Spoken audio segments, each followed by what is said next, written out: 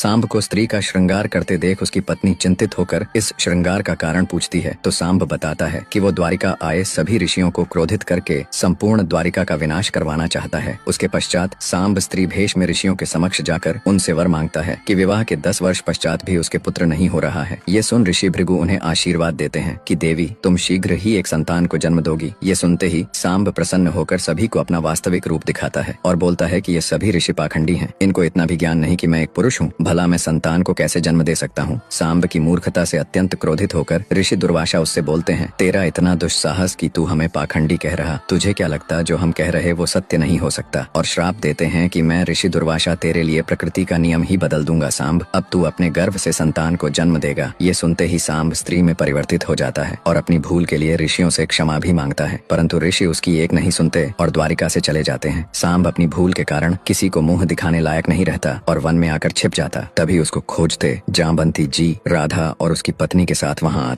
अपनी मूर्खता के कारण स्त्री बन चुका सांब वन में छुप कर बैठा था। तभी उसको खोजते वहाँ जामवंती, राधा जी और उसकी पत्नी आती हैं और सांब का स्त्री भेष देखकर उसका श्रृंगार पोंछ देती है, परंतु कुछ ही क्षण पश्चात वो पुनः स्त्री बन जाता है। ये देख जामवंती आश्चर्यचकित हो जाती है और फिर से उसका श्रृंगार हटाने का प्रयास करती है तो सांब रोता हुआ उनसे ये सब करने से मना कर देता है, क्योंकि यही श्रृंगार अब उसका जीवन बन चुका था। और जामवंती जी को ऋषि दुर्वासा के श्राप के विषय में बताता है। कुछ समय पश्चात ऋषि श्राप के कारण सांब को अत्यंत भयानक प्रसव पीड़ा होती है। राधा जी से सांब को इस तरह से पीड़ा में देखा नहीं जाता है और श्री कृष्ण से उनकी पीड़ा हरने के लिए बोलती हैं तो श्री कृष्ण उन्हें बताते हैं, मैं चाहकर भी सांब की पीड़ा को समाप्त नहीं कर सकता राधा, ये उसके कर्मों का फल है जो उसे भुगतना ही पड़ेगा। उधर असुर गुरु शुक्राचार्य और साल्व दाऊ के पुत्र निशांत हो बंदी बना लेते हैं और उसे मदिरा पिलाकर श्री कृष्ण के प्रति भड़काते हैं और एक द्रव्य देकर उसे सांब को पिलाने के लिए बोलते हैं। निशांत द्वारिका आकर द्रव्य सांब को पिलाने की योजना बनाता है, जिसमें वो सफल भी हो जाता है। दिव्य द्रव्य पीते ही सांब की पीड़ा और बढ़ने लगती है और उसके भीतर की सारी ईर्ष्या, क्षल, क्रोध सब उसके उदर से लोहे के मूसल के रूप में उत्पन्न होता है। वही मूसल था जो श्री कृष्ण, द्वारिका और समस्त यदुवंश के विनाश का, यदुवंश के पतन का कारण बना। मूसल के बाहर आते ही द्वारिका में अपशगुन होना प्रारंभ हो जाता है। ये देख दाऊ और राधा जी इस विकट संकट के विषय में श्री कृष्ण से पूछते हैं तो श्री कृष्ण उन्हें बताते हैं कि ये वही संकट है दाऊ, जिसके कारण मैं आपको द्वारिकाधीश नहीं बनाना चाहता था। ये सुन दाऊ श्री कृष्ण पर ही रुष्ट हो जाते हैं और ज्ञान की खोज में द्वारिका छोड़ने का निर्णय लेते हैं। राधा जी भी श्री कृष्ण को अकेले छोड़कर चली जाती हैं। मूसल की शक्ति अपना प्रभाव दिखाना प्रारंभ कर देती है और कृष्ण धीरे धीरे अकेले पड़ते चले जाते हैं। श्री कृष्ण जब सांब के कक्ष में आते हैं तो सांब अपने किए प्रत्येक षड्यंत्र के लिए श्री कृष्ण से रोता हुआ क्षमा मांगता है। श्री कृष्ण भी उसे हर अपराध से मुक्त कर देते हैं और उसके सर पर हाथ रखकर उसे स्त्री से पुनः पुरुष बना देते हैं।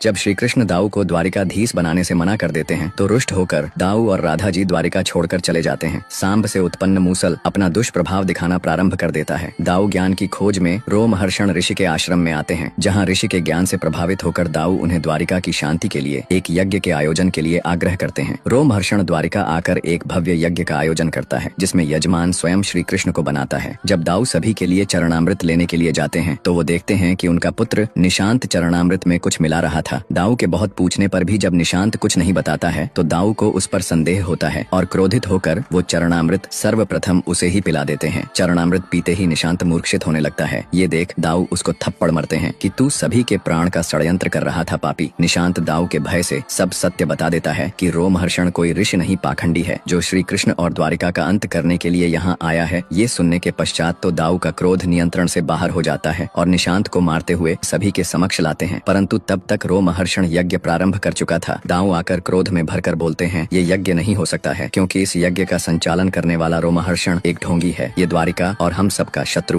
दाऊ जब उनके पुत्र निशांत को मारते हुए सभा में लाते हैं तो ये देख सभी आश्चर्यचकित हो जाते हैं। भयभीत होकर रोमहर्षण तुरंत ही आहुति देकर यज्ञ प्रारंभ कर देता है तो दाऊ क्रोधित होकर बोलते हैं, इस यज्ञ का संचालन करने वाला ये पाखंडी रोमहर्षण एक ढोंगी है। ये यहाँ कान्हा का, द्वारिका का और हम सबका अंत करने के लिए आया है। दरअसल रोमहर्षण को द्वारिका, दाऊ और राधा जी अपना गुरु बनाकर लाए थे। दाऊ अपनी आत्मगिलानी में भरकर इतने क्रोधित हो जाते हैं कि रोमहर्षण के षड्यंत्र के लिए उसे मृत्युदंड देने के लिए जाते हैं। दाऊ को आते देख रोमहर्षण भयभीत होकर होकर सोचता है, मैं तो यज्ञ करता ही रहूंगा। नेत्र खोलना मृत्यु को न्योता देने जैसा है। श्री कृष्ण दाऊ को मार्ग में ही रोक देते हैं और बोलते हैं, नहीं दाऊ, यज्ञ आरंभ हो चुका है, अब आप रोमहर्षण पर तब तक आक्रमण नहीं कर सकते जब तक ये यज्ञ पूर्ण न हो जाता। तो दाऊ बोलते हैं, कान्हा ये पाखंडी है। तो श्री कृष्ण उन्हें समझाते हैं कि दाऊ, रोमहर्षण पूर्ण रूप से पाखंडी नहीं है, उसे वेदों का ज्ञान है, अर्थात उसे यज्ञ करने का अधिकार है। जो व्यक्ति पूजा की वेदी पर बैठ गया वेद व्यास बन गया। पूजा संपन्न होने तक आपको रुकना ही होगा। परंतु दाऊ रोमहर्षण के पाखंड से इतने आहत हो चुके थे कि वो श्री कृष्ण की भी नहीं सुनते और यज्ञ की वेदी पर बैठे रोमहर्षण का अंत करने के लिए उस पर जोर से प्रहार करते हैं। तो ब्रह्म हत्या का पाप और श्री कृष्ण का वचन बीच में आ जाता है। तो रोमहर्षण को अभयदान देकर उसके यज्ञ पूर्ण होने की प्रतीक्षा करते हैं। रोमहर्षण भी प्रखंड पंडित था। वो वेदी पर बैठे बैठे ही योजना बनाता है और कभी समाप्त न होने वाले शिव स्तोत्र का पाठ करने लगता है। ये देख दाऊ आश्चर्यचकित होकर श्री कृष्ण से पूछते हैं कि ये कर क्या रहा रोमहर्षण। तो श्री कृष्ण उन्हें बताते हैं कि दाऊ, रोमहर्षण ने एक अत्यंत चतुर चाल चल दी है। उसने यज्ञ को तपस्या में परिवर्तित कर दिया है और पूजा की वेदी पर बैठे ब्राह्मण या तपस्वी पर आक्रमण करना वर्जित है। यदि इसका तप पूर्ण भी हो गया तो वो महादेव से अभयदान मांग लेगा। उसका वध करना असंभव है। ये सुन दाऊ और क्रोध में भर जाते हैं। उधर मूसल की शक्ति के दुष्प्रभाव से संपूर्ण द्वारिका में राख की बारिश होने लगती है। तब से प्रसन्न होकर महादेव सभी द्वारिका वासियों को दर्शन देते हैं। परंतु दाऊ का क्रोध शांत नहीं होता और हाथ में हल लेकर प्रण लेते हैं कि महादेव से वर प्राप्त होने से पूर्व ही मैं इसके शीश को सहस्त्र टुकड़ों में विभाजित कर दूंगा। रोमहर्षण महादेव से जैसे ही वर मांगता है, दाऊ अपने हल से रोमहर्षण पर जोर से प्रहार करते हैं। तभी श्री कृष्ण समय को रोक देते हैं और बोलते हैं कि आप चाहे मेरे प्राण ही क्यों न ले लें महादेव, किंतु मैं इस रोमहर्षण को द्वारिका से बाहर नहीं जाने दूंगा। तो महादेव भी क्रोधित हो जाते हैं और बोलते हैं, यदि तुम अपने प्राण देना ही चाहते हो तो यही सही। यदि आज संसार का अंत हो जाता है तो यही सही, परंतु मेरे लिए कर्म की महत्ता सर्वोपरि है। और शिव जी जैसे ही रोमहर्षण को वर देते हैं, दाऊ भी क्रोधित होकर अपने हल से जोर से उस पर प्रहार करते हैं। तभी श्री कृष्ण समय को रोक देते हैं। राधा जी देखती हैं कि सभी अपनी जगह पर थम से गए हैं। श्री कृष्ण दाऊ के पास जाकर उनके हल को नीचे करते हुए बोलते हैं, आप भली भांति जानते हैं दाऊ, अगर महादेव ने रोमहर्षण को वर दे दिया है तो आप कभी भी उसका अंत नहीं कर सकते हो। आपका कोई शस्त्र काम में नहीं आएगा। और महादेव से भी विनती करते हैं कि आराध्य संपूर्ण अभयदान रोमहर्षण को अमर बना देगा। नियति का नियम है, जहाँ जन्म है वहाँ मृत्यु भी निश्चित है। मैं मानता हूँ दाऊ ने ये सब क्रोध में किया, किंतु इसके पीछे उनका मेरे प्रति प्रेम है। उसी प्रेम के कारण वो ये जानते हुए भी कि महादेव के विरुद्ध जाना मृत्यु को निमंत्रण देने जैसा है